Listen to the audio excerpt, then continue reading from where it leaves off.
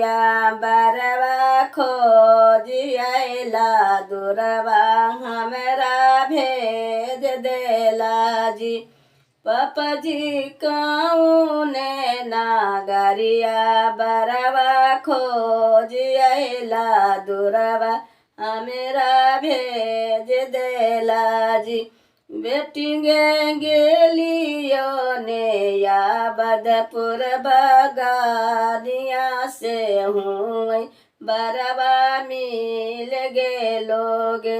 बेटी गे गेलियो नया बदपुर नगरिया से हूँ बरवा मिल गेलो जी। पापा जी कैसने बाराना तो हूँ खोजियला याबदपुर नगरिया गेला जी।